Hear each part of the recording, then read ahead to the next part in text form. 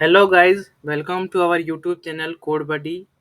आज हम अपनी पाइथन की ड्रैगन सीरीज को कंटिन्यू करेंगे, जिसमें हम पाइथन के कंप्लीट कोर्स को करेंगे, पाइथन बेसिक से लेकर पाइथन एडवांस तक। पिछली वीडियो में हमने पाइथन की इंस्टॉलेशन सीखी थी कि कैसे हम अपने सिस्टम में पाइथन को इंस्टॉल कर सकते हैं, और हेलो वर्ल्ड का पहला प्रोग्राम हमने अपने सिस्टम में रन करके देखा था। आज इस वीडियो में हम पाइथन के सिंटैक्स को समझेंगे कि पाइथन के कोड्स को लिखने के लिए हमें कौन-कौन से रूल्स को फॉलो करना पड़ता है। अगर आपने अब तक हमारे पाइथन की ड्रैगन सीरीज को एक्सेस नहीं किया है तो जल्दी ही उसको एक्सेस कर लीजिए।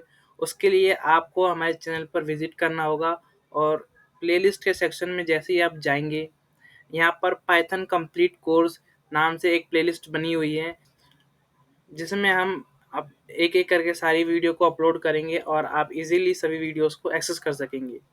सो बने रहिए हमारे साथ पाइथन में एक्सपर्ट बनने के लिए। सबसे पहले हम अपने जुपिटर को ओपन करेंगे। उसके लिए हमें विंडोज़ में जाके सर्च करना है जुपिटर नोटबुक, और इसको ओपन करना है।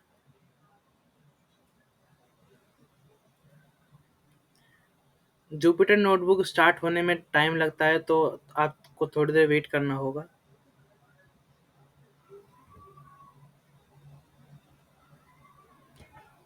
जैसा कि हमारी नोटबुक ओपन हो गई है, और अब हम इसमें एक न्यू फाइल बनाएंगे। उसके लिए हमें इस न्यू वाले ऑप्शन पर जाना है, और हम यहाँ सेलेक्ट करेंगे नोटबुक, और हमारी नई फाइल क्रिएट हो गई है। हम इसकी फाइल को रीनेम कर लेते हैं, और इसका फाइल नेम रखेंगे हम फाइल 2, क्योंकि फाइल 1 पिछली वीडियो में हमने क्रिएट करी थी।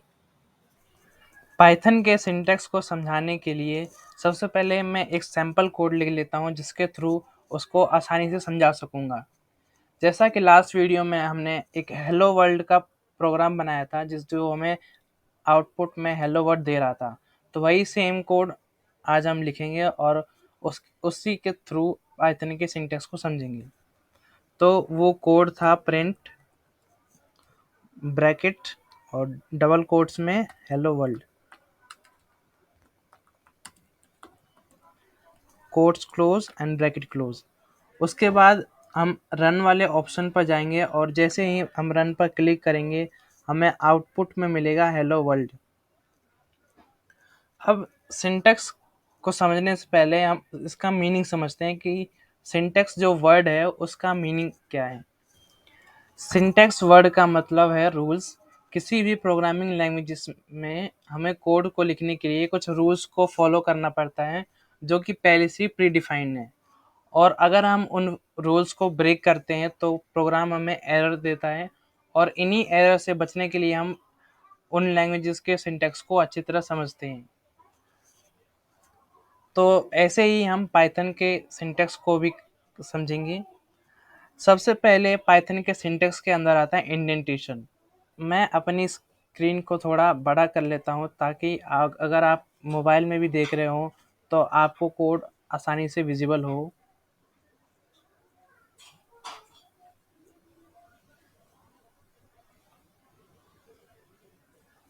शायद इतना आप सभी को विजिबल होगा फ़ोन या लैपटॉप में, जिसमें भी आप देख रहे हैं। इंडेंटेशन का मतलब होता है वाइट स्पेसेस, जो कि हम कोड लाइन के बिगिनिंग में यूज़ करते हैं, और इंडेंटेशन का यूज़ हम ब्लॉक्स डिफाइन करने के लिए यूज़ करते हैं। अगर आपने सी या जावा लैंग्वेज पहले सीखी होगी, तो उसमें हम कर्ली ब्रेसेस के अंदर अपने कोड्स को लिखते हैं, और वो हमारे एक सेपरेट ब्लॉक्स बन जाते हैं। पर पाइथन में कर्ली ब्रेसेस का कोई सिंटैक्स नहीं है, हमें उसकी जगह इंडेंटेशन का यूज़ करना पड़ता है। जैसे कि यहाँ पर लिखा है प्रिंट हेलो वर्ल्ड, और अगर मैं एक और लाइन लिखूँ, प्रिंट ब्रैकेट और कोट्स के अंदर कोड बडी और ब्रैकेट क्लोज, और अगर मैं इस कोड को रन करूँ तो आउटपुट में मिला हमें हेलो वर्ल्ड और कोड बडी। अब इसमें हम ऐड करेंगे इंडेंटेशन। इंडेंटेशन मैंने आपको बताया space added on beginning of the code.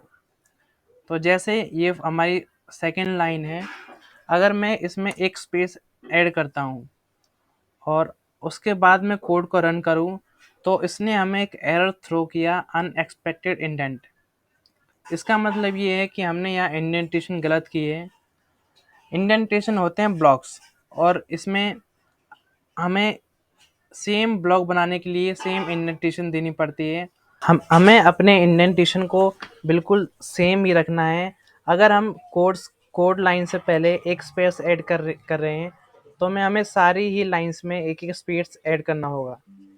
जैसे यहाँ पे सेकंड लाइन में एक स्पेस है, और ऐसे ही अगर मैं ऊपर भी एक स्पेस ऐड करूँ और उसके बाद अपने कोड को रन करूँ, तो हमें यहाँ कोई एरर नहीं मिला और हमारा कोड सक्सेसफुली रन हो चुका है। इंडेंटेशन के बाद हम पाइथन में कमेंट्स लिखना सीखेंगे। कमेंट्स का मतलब होता है इंफॉर्मेटिव लाइंस, जो हम किसी भी प्रोग्राम को लिखते टाइम उसमें ऐड करते हैं, ताकि इन फ्यूचर हम अगर अपने कोड को दोबारा पढ़ने की कोशिश करें तो हमें वो अच्छे से समझ में आ जाए। कमेंट्स जो होते हैं उनको कंपाइलर या इंटरप्रेटर कभी भी रीड नहीं करता है और ना ही उनके सिंटैक्स को चेक करता है। तो हम कमेंट्स कैसे भी अपनी लैंग्वेज में भी लिख सकते हैं। पाइथन में कमेंट्स को लिखने के लिए हम हैश सिंबल का यूज़ करते हैं, और हैश के राइट साइड में जो भी हम लिखेंगे वो हमारे कमेंट्स का पार्ट होगा। पर अगर हम लेफ्ट साइड में लिखते हैं तो वो हमारा कमेंट का पार्ट नहीं होगा। जैसे मैंने हैश सिंबल ऐड कर दिया और मैं यहाँ लिखूँ कोड बडी। मैंने हैश के राइट साइड में कोड बडी लिखा है, और अगर मैं इसको रन करूँ तो हमें सेम आउटपुट मिल रहा है जो हमें बिना कमेंट लिखने से पहले मिल रहा था। तो इससे हमने ये समझा कि जो हमारा कोड बॉडी है इसको हमारे पाइथन के इंटरप्रेटर ने रीड नहीं किया और हमें सेम आउटपुट दे दिया जो हमें पहले दे रहा था। अगर मैं इस हैश के लेफ्ट हैंड साइड कुछ भी लिखने की कोशिश करूं, जैसे मैं लिखूं कोड बॉडी, और उसके बाद अगर मैं अपने कोड को रन करूं, तो ये मुझे एरर देगा, इनवैलिड सिंटैक्स। क्यों? क्योंकि पाइथन कमेंट लिखने का सिंटैक्स ये है कि हमें हैश सिंबल के बाद राइट साइड में लिखना होता है जो भी हम कमेंट्स में लिखना चाहते हैं। इसको हम हटा लेते हैं। कमेंट्स को हम कोड में कहीं भी लिख सकते हैं, जैसे कि मैंने यहाँ लाइन के बाद लिखा है, और एक में कमेंट थर्ड लाइन में लिख देता हूँ, जैसे दिस इज अ कमेंट, और मैं इसको रन करूँ तो हमें सेम सेम आउटपुट मिल रहा है, हमें कोई एरर नहीं मिल रहा है। हम कमेंट्स को कभी भी कोड लाइन से पहले ऐड नहीं कर सकते हैं। क्यों? क्योंकि इससे हमें इंडेंटेशन एरर मिलेगा। मैं इस सेकेंड लाइन से पहले एक हैश लगा के कुछ भी लिखूं, दिस इज अ कमेंट,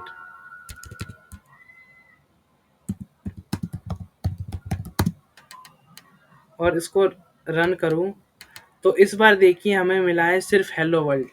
क्यों? क्योंकि यहाँ पर हमने लिखा दिस इज ए कमेंट, और उसके बाद हमारी स्टेटमेंट थी, हमारा कोड था प्रिंट कोड बॉडी। पर इसने प्रिंट कोड बॉडी को भी एक कमेंट समझा और इसको रीड नहीं किया और ना ही हमें इसका आउटपुट दिया। कमेंट्स के बाद अब हम देखेंगे सिंटैक्स फॉर वेरिएबल डिक्लेरेशन। मतलब कि पाइथन में वेरिएबल्स को यूज़ करने का क्या सिंटैक्स है।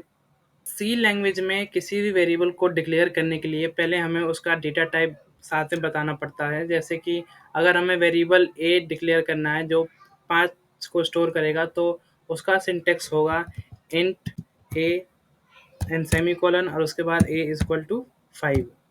तो ये सिंटैक्स है सी का। और अगर मैं पाइथन की बात करूँ तो पाइथन में वेरिएबल डिक्लेरेशन के लिए हमें कोई भी डेटा टाइप बताने की ज़रूरत नहीं है। हम डायरेक्ट ही ए इज इक्वल टू 5 लिखेंगे तो हमारा वेरिएबल डिक्लेयर होगा और ए के अंदर 5 स्टोर होगा। और चेक करने के लिए मैं इसको प्रिंट करके दिख लेता हूँ। जैसे मैं प्रिंट करूँ प्रिंट ए, और हमें आउटपुट में मिला ए। तो ये है हमारे वेरिएबल का डिक्लेरेशन का सिंटैक्स, जिसमें हमें पहले कोई डेटा टाइप डिफाइन नहीं करना होता, ना ही कोई सेमीकोलन लगाना पड़ता है। आज इस वीडियो में हमने पाइथन के सिंटैक्स को करा कि हमें कौन-कौन से रूल्स को फॉलो करना पड़ता है पाइथन के कोड्स को लिखने के लिए। नेक्स्ट वीडियो में हम इससे आगे करेंगे। सो बने रहिए हमारे साथ एक अच्छा कोडर बनने के लिए।